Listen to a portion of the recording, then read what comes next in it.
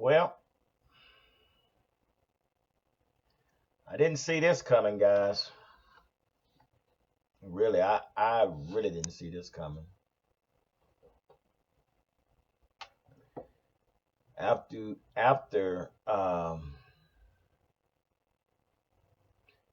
scouting the Giants last game,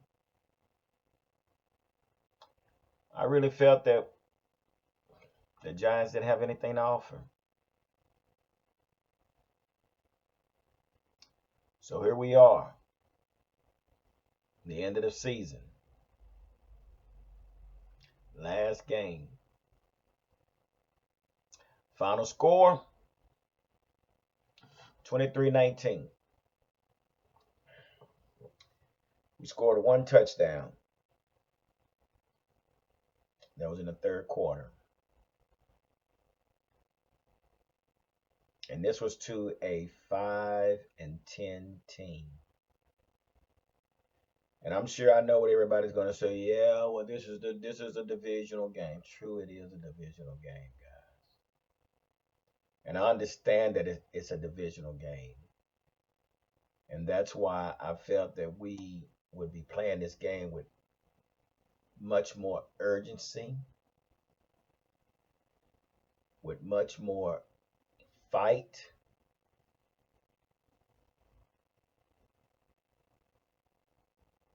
To keep our chances alive.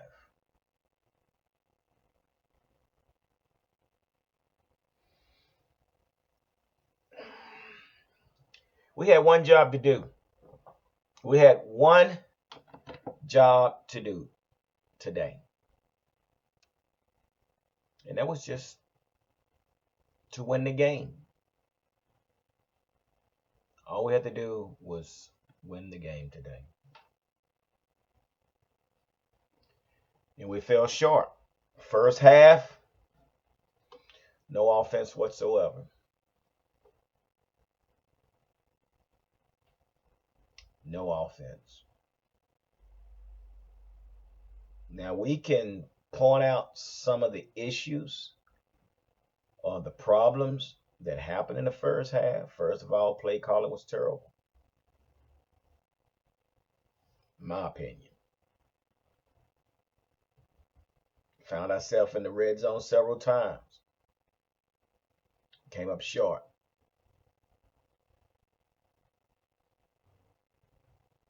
No execution and offense in the first half whatsoever.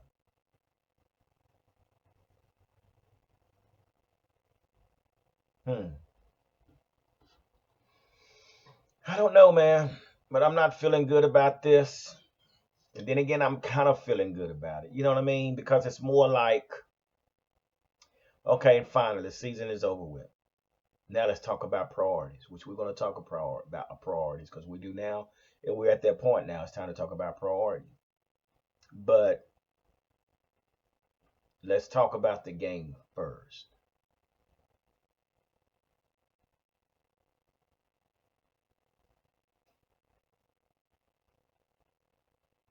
I just, man, I just don't understand, man, what is going on with our Dallas Cowboys, man. And I understand with the fact of Dak going down, it did hurt us. It hurt us. It really did hurt us. And then we bring in Andy Dalton, an experienced veteran quarterback. Personally, my opinion, he played terrible. He played terrible today.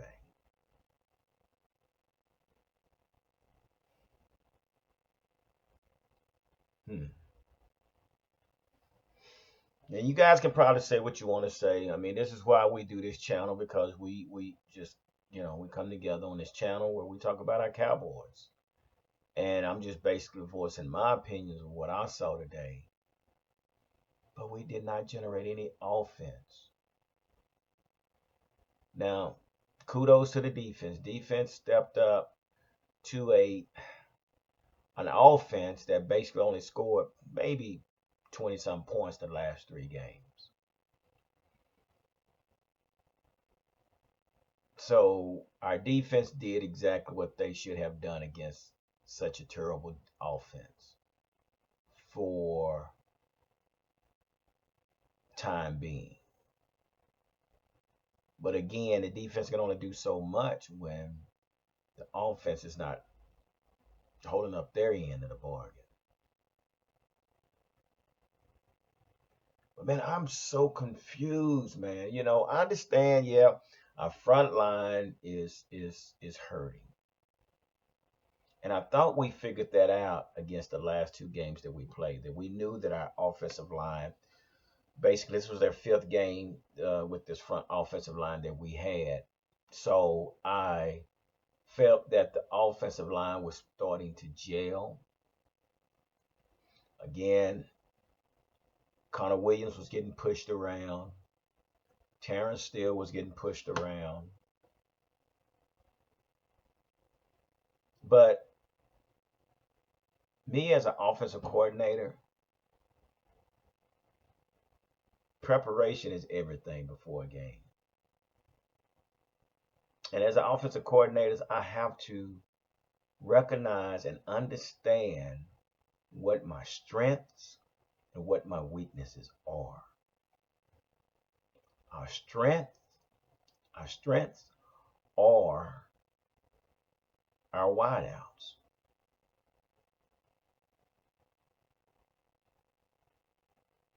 Our weakness is our front line.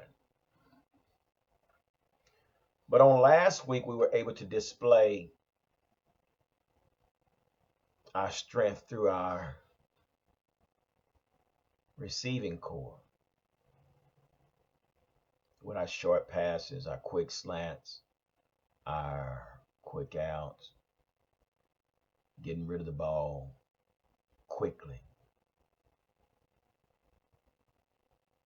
But for whatever reason, there wasn't a game plan today.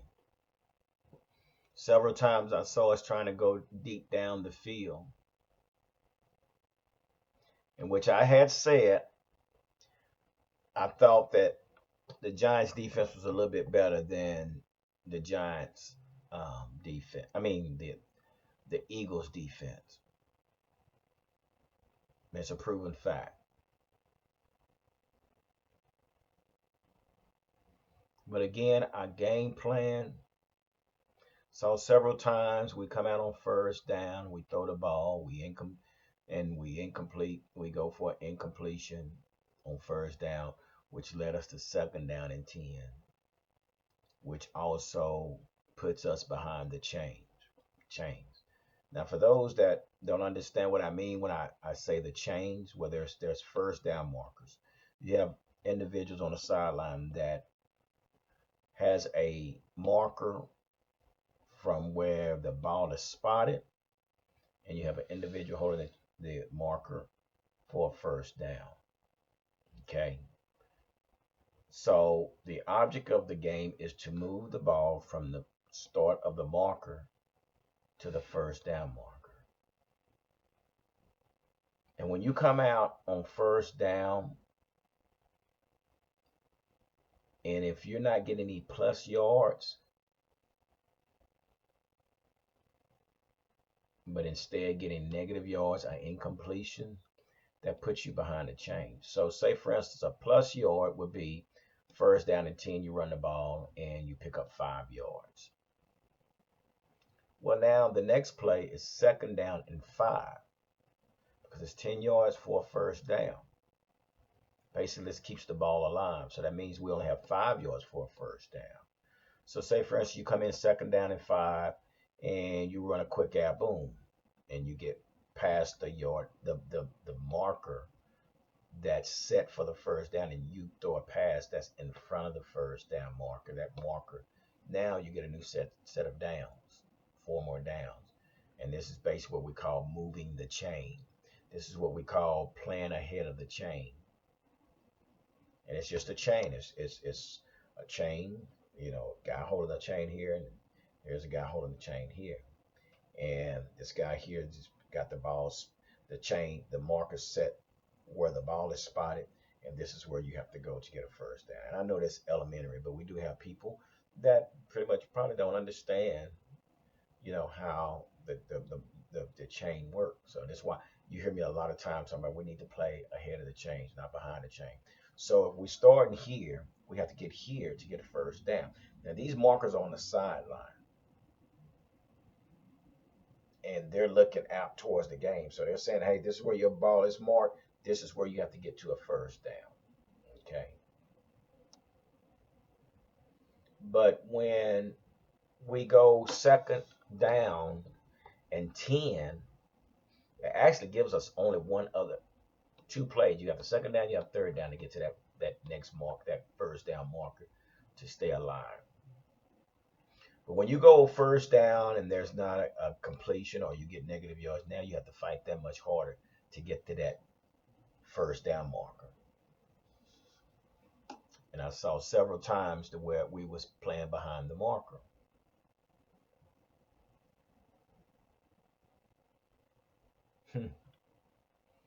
Again, I'm not understanding our strategy in that first half.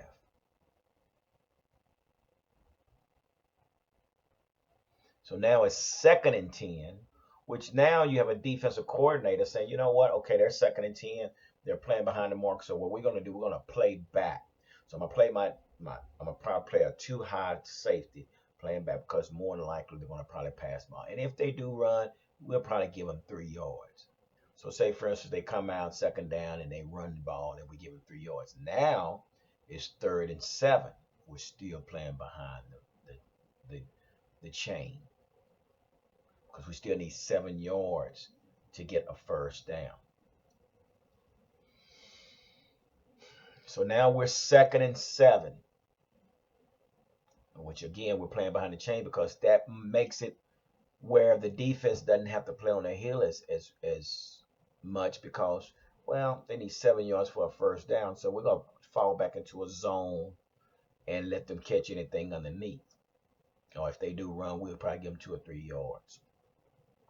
So basically, the ball is the play is actually into the defensive coordinator's hand because he's not pressured as much as if it was a second and 3 or a second and 1 yard for a first down. Okay. So I saw this a lot today with our offense. The play calling was terrible.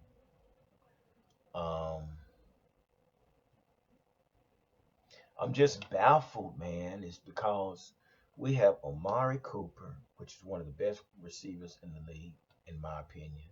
We have Michael Gallup, which is one of the best receivers in the league. And then we have CeeDee Lamb, the rookie that comes from Oklahoma, which has been basically one of the best rookies in the league. And then we have Dalton Schultz. Then we have Ezekiel Elliott. And then we have Tony Pollard.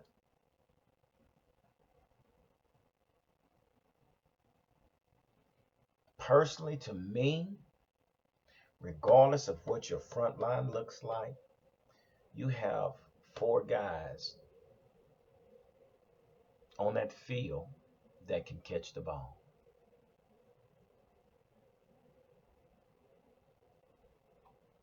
Gallup, Amari, CeeDee Lamb, and Dalton Schultz. And I'm just baffled why we wasn't able to produce like we did against the Eagles. True, the difference was that Eagles had some rookie cornerbacks, but so did um, New York. And congratulations to Jason Garrett. He beat his old team. He played the spoiler today. This was a 5-10 team, guys, that produced no more than 30 points within the last 3 games.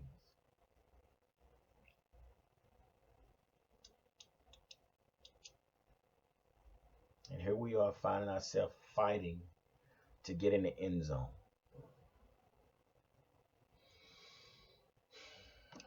With that being said, we just found out. Well, if you guys haven't, we know that Kellen Moore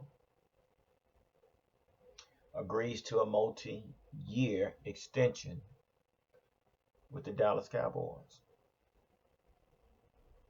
Now, mind you, Boise State wanted Kellen Moore to come to be head coach at their university, a university where he once played. He was a superstar at Boise State, which it was told that he had already interviewed for the job and everything. But at the same time, here on Saturday, he made a statement saying that he opted out of the job in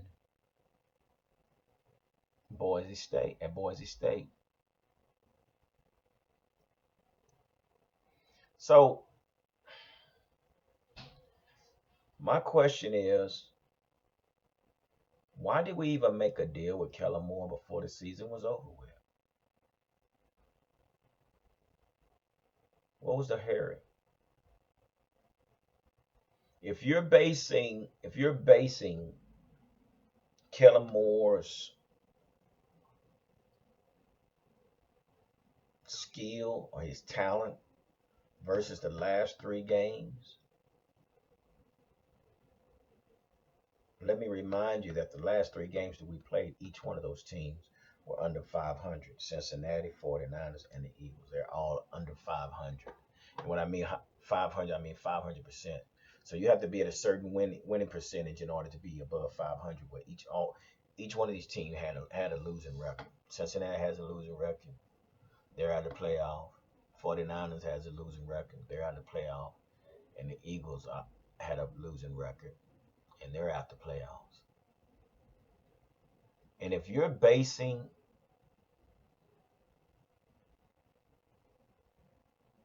his talent or his skill level off of these 3 games, shame on you, Jerry Jones. Shame on you, Stephen Jones, because he opted out of the job. He opted out of the job. I always do this. I always got my phone on. Let me turn this down. To stay with the Cowboys. A multi-year extension. We don't know how long, but and I understand what. Oh yeah, before Dak went down. Let me look at something. Before Dak went down, oh, we were doing real good.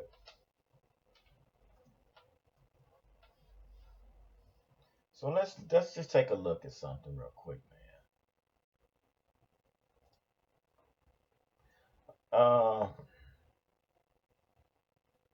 I just want to, and I say that due to the fact of our previous game, even though Dak was playing, we had won one game, and that was against Atlanta Falcons because of a botched kick. We wasn't winning when Dak was playing, which I give Dak all the kudos. He was throwing over 500 yards. He was in 3 games, 4 games, 3 games, 4 games, 5, so whatever. But we still had a losing record. And I'm not taking anything away from Dak, but I say that to say Kellen Moore still wasn't winning any games. And y'all can call me the devil's advocate or whatever, but I'm just saying, I mean, will it be better for us next year? Who knows? But from what I've seen personally, I don't think Kellen Moore is the answer for our offense. And that goes back to me saying with the weapons that we have on that field, man, I can care less what that offensive line looks like. But you got guys out there that can catch the football. There's 4 guys out there that can catch the football, and they're proven receivers.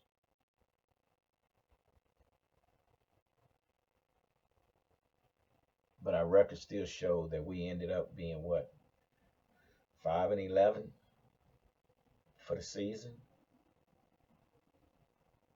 We have just as much talent as Kansas City. But then we say, I know what you're going to say, well, but our defense wasn't playing well. Our defense hasn't played well all year. But they just played good against these teams. True. Against teams that's under 500. Which doesn't give Mike Nolan a pass. This does not give Mike Nolan a pass, people. Mike Nolan could look good against 3 teams that have losing records. Let's talk about Washington beat us twice. The Ravens beat us. Who else beat us? Man, go back to these games. Steelers beat us. The Eagles beat us the first game. The Cardinals beat us. The Browns beat us. The Seahawks beat us. The Rams beat us. Now these teams here that when I say like the Seahawks, they're a 500 team, we lost. The Browns, they're a 500 team, we lost. Steelers, they're a 500 team, we lost. Ravens, they're a 500 team, we lost. Okay? Y'all get my drift?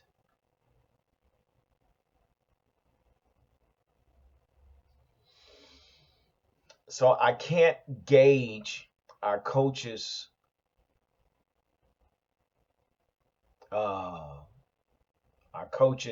success off of teams that's under 500. If I'm going to gauge, I'm going to gauge them off of the Rams, the Browns, and all these teams I'm mentioning are teams that's going to the playoffs. Okay, come on.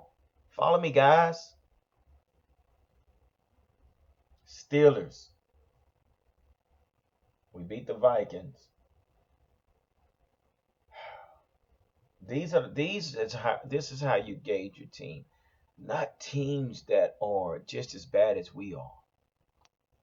And now we give Wonder Boy a multi-year extension.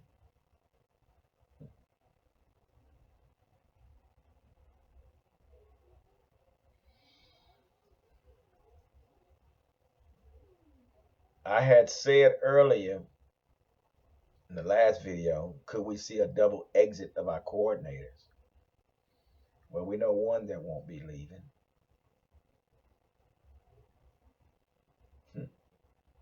Mike Nolan, for what we saw today, Mike Nolan might be staying as well.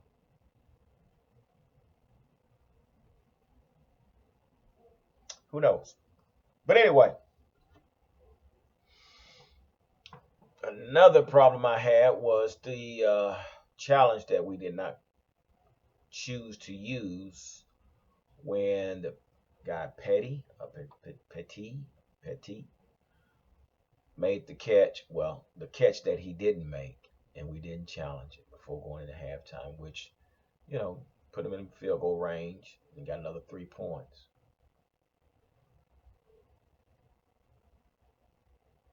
Score could have been 19-19. No, what was it? 20-19 at least. I don't know.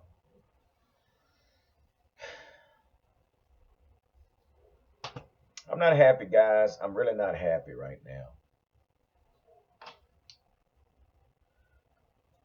I mentioned Michael Gallup, but I said, well, we're going to be able to keep Michael Gallup. Well, Michael Gallup is actually still good through season 2021.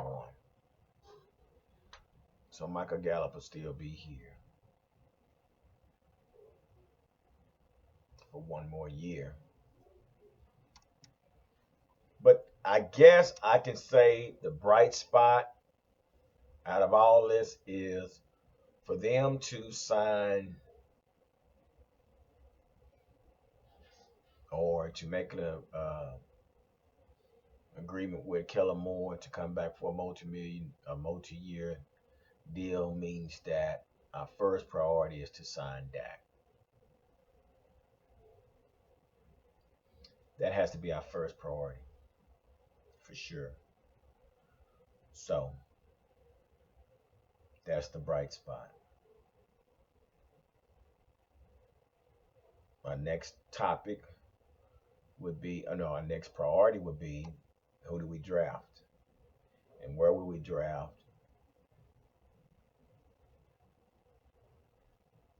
for next year. And then another priority would be our schematics. What are we going to do about our schematics? As far as our schemes, our offense, our defense, that would be a priority as well. So Mike McCarthy said that he defends his call because they were in a tight game and it was too risky to make that call or to challenge that play. I would have challenged him. And we was getting ready to go into halftime. We still had three times timeouts. And the thing about going into halftime, the timeouts and the challenge that you have in your pocket, you can't take them to the halftime into the locker room with you. Those are three timeouts that are no longer able to be used, and a challenge that you're not able to use anymore. So what would have hurt for Mike McCarthy to challenge that call?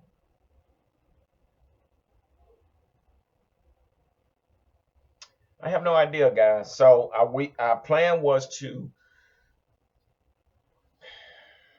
take care of the matter at hand, and that was to win the game and sit around tonight to see who wins tonight between Washington and Philadelphia, which we know Philadelphia was going to sit 9 of their starters, so they wasn't going to help us at all.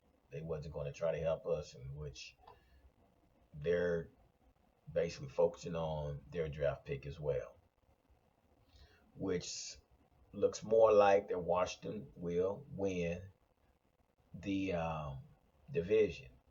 Now, if they do lose, that means the Giants are in the playoffs.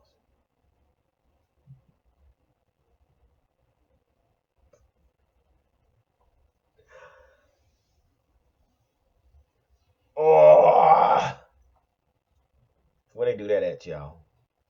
NFC least team that was 5-10 might make the playoffs, which now is 6-10. And at this point now, I rather would see Washington football team make it due to the fact with Ron Rivera and his challenges of his dealing with his cancer. He had cancer. He went through chemo throughout the season, and he was still able to uh, fight through the adversities. Same thing with Alex Smith with his obstacle he had to overcome with the bad leg break that he had and portion of his calf being removed in order for him to be functional again, and he's at the quarterback tonight. So they have a real good story, man. It would be a great story for the whole team and the organization for Washington of the obstacles that they overcame. But I think that would probably be the best move to see Washington make it. But as for us, we head back on the plane and we empty our lockers. But I want to say thanks to everybody that has followed this channel, that has been a part of this channel. It means the world to me that you guys have, you know, stuck with me through this harsh time in 2020 without everything that we had to deal with, with the virus out there, and with the protocols that the players have to go through. But we have basically reached the end of the road for this season. But I do want you guys to stay tuned because we do have a lot more to talk about. We'll talk about the draft picks. We'll talk about players. We'll talk about free agency. We'll talk about the coach's status. We even talk about the owner. So we still have a lot to talk about. It just won't be a game day conversation, if you know what I mean.